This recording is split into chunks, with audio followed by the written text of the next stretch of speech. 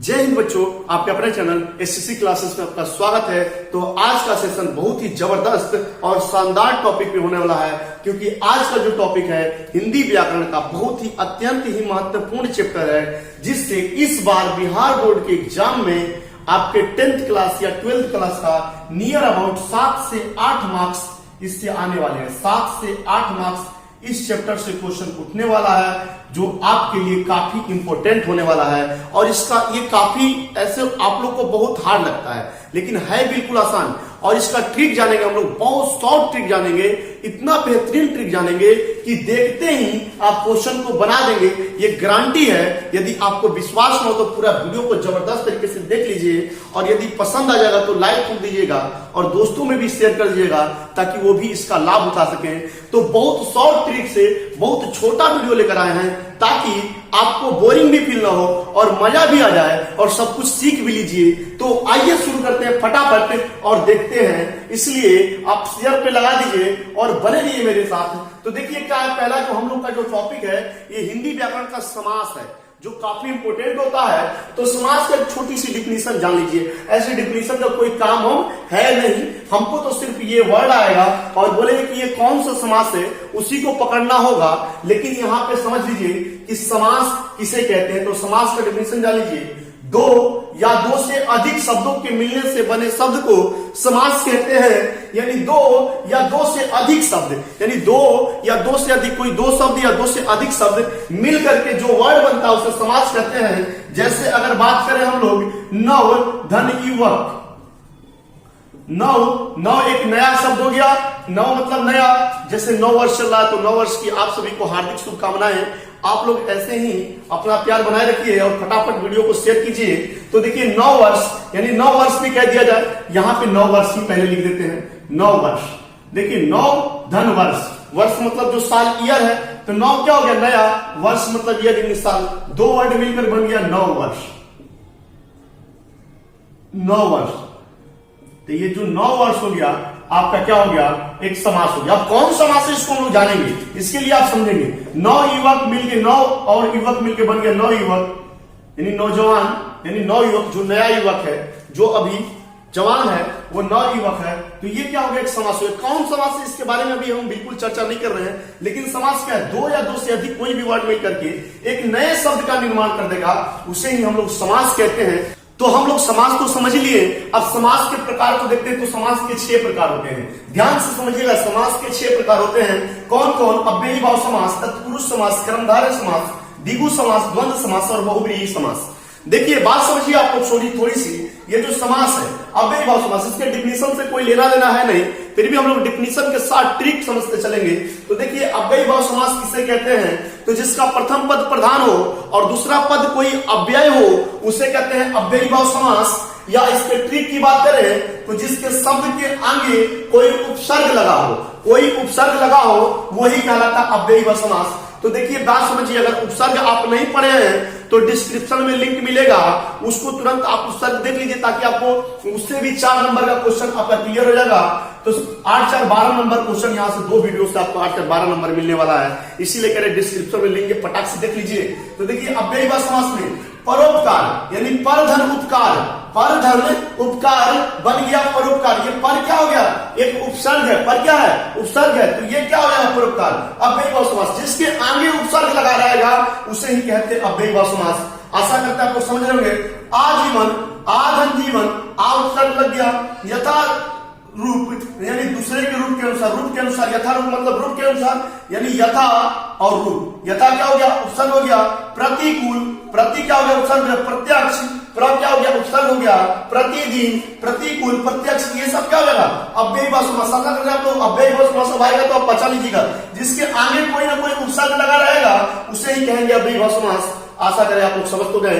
आगे देखते हैं आपका जल्दी से तत्पुरुष समास। तत्पुरुष समास में थोड़ी सी दिमाग रखिएगा कि जिसका उत्तर पद प्रधान होता है। बात समझिए, तत्पुरुष समास जिसका उत्तर पद मतलब दूसरा पद प्रधान होता है, और इसका अगर विग्रह करते हैं तो बीच में कारक चिन्ह आता है। कारक चिन्ह क्या होता है, तो कर्ता ने कर्म को कर्म से संप्रदान को अपादान से संबंध कार्य की अधिकरण में पर संबोधन हे ओ अरे, ये होता है कारक चिन्ह, इसके बीच में आएगा। जैसे रेखांकित, यानी रेखा से अंकित, से क्या हो गया करण, यानी से अंकित, रेखांकित, रेखा से क्या हो गया कारक चिन्ह हो गया। तो ये क्या हो जाएगा तत्पुरुष समास। रसोई घर, रसोई घर का अगर विग्रह किया जाए तो रसोई के लिए घर, रसोई के लिए घर, के लिए क्या है एक कारक चिन्ह है, तो ये क्या हो जाएगा तत्पुरुष समास। आशा कर रहे हैं आप लोग को समझ में आ रहा होगा। पाप मुक्त यानी पाप से मुक्त, पाप मुक्त मतलब पाप से मुक्त। तो आप समझ गए यहाँ पे राजकुमार, राजा का कुमार यानी राजा का लड़का यानी राजकुमार, तो का इसमें क्या हो गया कारक चिन्ह हो गया। तो दही में बाड़ा यानी दही बाड़ा मतलब दही में बाड़ा, में क्या हो गया कारक चिन्ह हो गया, इसलिए क्या है तत्पुरुष समास है। आशा करते हैं तत्पुरुष और अव्ययी भाव समास आप समझ गए। अव्ययी भाव में क्या है कि इसमें उपसर्ग पहला जो आपका शब्द होगा उसका जो पहला पद होगा वो उपसर्ग होगा, कोई भी उपसर्ग जरूर होगा, ये हो जाएगा अव्ययी भाव, जिसके बीच में कारक चिन्ह होगा वो हो जाएगा तत्पुरुष समास। अब देखिए कर्मधारय समास समझिए। कर्मधारय समास की जो डेफिनेशन की बात करें तो जिसका उत्तर पद अर्थात दूसरा पद प्रधान हो और पहले पद में कोई उपमान और उपमेय हो अर्थात विशेषण जैसे विशेषज्ञ की विशेषता बताती हो, यानी जो पहला पद है वो दूसरे पद का विशेषता बतलाता है कि दूसरा पद क्या होने वाला है। पहला पद जैसा मतलब जो रहेगा उसी के अनुसार दूसरा पद होगा। जैसे अर्थात अगर डिफिनेशन की शॉर्ट ट्रिक की अगर बात करें तो ऐसा शॉर्ट ट्रिक अभी तक कोई बताया नहीं होगा, इसलिए ये पहला बात हम बता दे रहे हैं आप लोग को जो पर्सनल ट्रिक है। इसलिए तो कह रहे हैं कि यदि अभी तक आप लाइक नहीं किया लाइक कीजिएगा दोस्तों।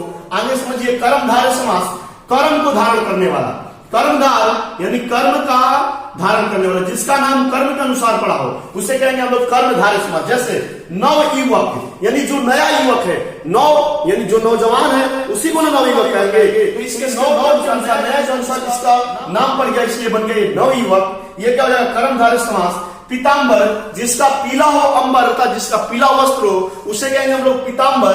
ये क्या हो जाएगा ये कर्मधारय समास। क्यों कर्मधारय समास हो गया? क्योंकि वो पीला अंबर पहनते हैं, पीला कपड़ा पहनने वाले को पीतांबर कहते हैं अर्थात भगवान विष्णु। तो ये बहुव्रीहि समास भी है, लेकिन बहुव्रीहि और कर्मधारय क्यों है? क्योंकि ये कर्म को भी धारण करता है इसलिए कर्मधारय समास भी है, और जिसका कोई अन्य पद अर्थात भगवान विष्णु भी है इसलिए बहुव्रीहि समास भी है। लेकिन इसमें अगर ऑप्शन में आ जाता है दोनों तो आप बहुव्रीहि समास ही मानिएगा, उस पर हम लोग चर्चा करेंगे। इससे पहले आप समझिए आ जाएंगे कि महात्मा यानी महान है आत्मा अर्थात महात्मा। देखिए महात्मा क्यों ना पड़ा? क्योंकि उसका आत्मा महान है, ऐसा काम किया है महान आत्मा वाला, इसलिए ये हो जाएगा आपका कर्म को धारण किया इसलिए कर्मधारय समास। काली मिर्च, काली मिर्च किसी का क्यों नाम पड़ा? क्योंकि मिर्च क्या है काली है, काम हो रहा है ना उसका। कर्म क्या है कि काली है इसलिए उसको काली मिर्च कहते हैं। लाल मिर्च, काली मिर्च, ये सब क्या हो जाएगा कर्मधारय समास। नीलकंठ, नीलकंठ मतलब जिसका कंठ नीला हो, तो आखिर ये काम तो होगा कि नीला कंठ, इसलिए तो कह रहे हैं हम लोग नीलकंठ। तो ये क्या हो जाएगा ये भी कर्मधारय समास। द्विगु समास, इसको तो पहचानना बिल्कुल आसान है दोस्तों, क्योंकि इसका एक छोटा सा तरीका है कि जिसके आगे संख्यावाचक शब्द लगे रहेंगे, ये जिसका अगला जो पहला पद होगा वो संख्यावाचक होगा, यानी जिसमें गिनती का संख्या आएगा 1 2 3 जो भी आए वो गिनती का संख्या रहेगा। जैसे तीनों लोग, त्रिलोक मतलब 3 हो गया, ये आ गया इसलिए द्विगु समास है। तिरंगा 3, नवरात्रि 9 मतलब 9, पंचरत्न यानी 5 रत्न, दोपहर यानी 2, तो जिसमें गिनती का संख्या आएगा उससे हम लोग कहेंगे द्विगु समास। और ये दशानंद भी द्विगु समास हो जाएगा। 10 है आनंद अर्थात दशानंद, लेकिन ये अगर यहाँ पे इसमें दशानंद दे करके और इसमें बहुव्रीहि का ऑप्शन नहीं दिया है तो आप द्विगु दिया है तो द्विगु मार देंगे, ये इन्टिजर राइट आंसर हो जाएगा आपका। बिल्कुल टेंशन नहीं है, बिल्कुल मजा आ रहा होगा। देखिए द्वंद्व समास, द्वंद्व समास जिसका दोनों पद प्रधान हो, जिसका दोनों पद प्रधान और विग्रह करने पर उसके बीच में और या ऐसे शब्द है अथवा ऐसा शब्द है जैसे नर नारी। और इसका अगर शॉर्ट ट्रिक की बात करें तो ये अक्सर एक दूसरे का अपोजिट होता है यानी विरोध होता है। जैसे नर का क्या अपोजिट होता है नारी, तो नर नारी, लेन देन, भला बुरा, हरि शंकर यानी हरि मतलब भगवान विष्णु, शंकर मतलब बोले यानी विष्णु और शंकर, माता पिता, भाई बहन, लोटा डोरी, ऐसे क्या हो जाएगा ये सब हो जाता है द्वंद्व समास। तो ये तो पकड़ना बिल्कुल आसान है, इसमें गिनती लगा रहेगा, इसके बीच में ऐसा रहेगा, और कर्म तो कर्म धारण किया रहेगा तो कर्मधार, इसके बीच में कारक चिन्ह रहेगा तो तत्पुरुष, और जितने आगे उपसर्ग लगा रहेगा उसको कहेंगे हम लोग अव्ययी भाव समास। मजा आया? बिल्कुल आसान है। अब देखिए बहुव्रीहि समास जिसका कोई भी पद नहीं, कोई अन्य पद अर्थात कोई तीसरा पद प्रधान होगा उसे कहेंगे हम लोग बहुव्रीहि समास। जैसे दशानंद अर्थात 10 है आनंद जिसका अर्थात रावण। दशानंद किसको कहते हैं भाई? रावण को। इसमें न 10 प्रधान हुआ ना, आनंद प्रधान हुआ, इसमें रावण प्रधान हुआ, इसलिए क्या हो जाएगा ये बहुब्रीहि, रावण प्रधान है भाई। रावण भूत पंडित आदमी था, याद रखिएगा आप लोग। तो यहाँ पे देखिए पंचानन यानी पंच है आनंद जिसका, पंचानन। देखिए यहाँ पे भी गिरधारी यानी गिर को धारण करने वाले, यानी गिर मतलब पर्वत, पर्वत को धारण करने वाले भगवान श्री कृष्ण। ये क्या हो जाएगा आपका, हो जाएगा बहुब्रीहि समास। नीलकंठ, नीला है कंठ अर्थात भगवान शंकर, तो ये क्या हो जाएगा बहुब्रीहि समास। पंकज, कीचड़ में खिलने वाला अर्थात कमल, ये क्या हो जाएगा बहुब्रीहि समास। तो आप पूछेंगे कि सर यहाँ पे भी नीलकंठ है, यहाँ पे भी नीलकंठ है, तो अंतर है क्या? तो देखिए दोनों ये समास है, नीलकंठ कर्मधारय समास दिया, बहुब्रीहि समास दिया। अब वहां पे ऑप्शन आप देख लीजिएगा एग्जाम में, कुछ दिया गया नीलकंठ कौन सा समास है, ऑप्शन में आपको आ गया कर्मधारय द्विगु द्वंद्व बहुब्रीहि, तो आप बहुब्रीहि पर राइट आंसर मार दीजिएगा।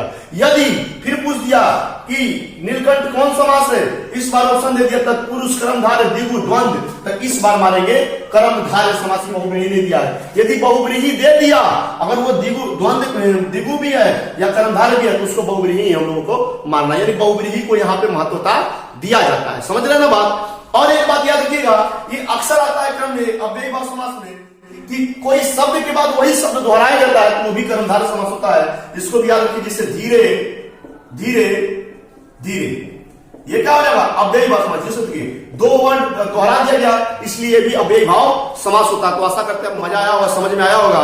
या दिनों दिन, ये सब क्या हो जाएगा अव्ययीभाव समास। तो बिल्कुल शॉर्ट ट्रिक है, यदि इसका आप स्क्रीनशॉट लेना चाहते हैं तो फटाक से ले लीजिए जल्दी से। और आशा करते हैं आप लोगों को मजा आया होगा। इसलिए कह रहे कि यदि अभी तक आप चैनल को सब्सक्राइब नहीं किए हैं तो कर लीजिए, क्योंकि बहुत मेहनत लगता है और जल्दी से ही इसका एम रखते हैं कि आप लोग 100 सब्सक्राइबर हमें कम से कम जरूर देंगे, ताकि 1K सब्सक्राइबर हम लोग का हो जाएगा तो हम लोग को आगे लाइव क्लास लेने में बहुत मजा आने वाला है। इसलिए कह रहे जल्दी से जल्दी सब्सक्राइब कर दीजिए और दोस्तों में शेयर कर दीजिए दबा के।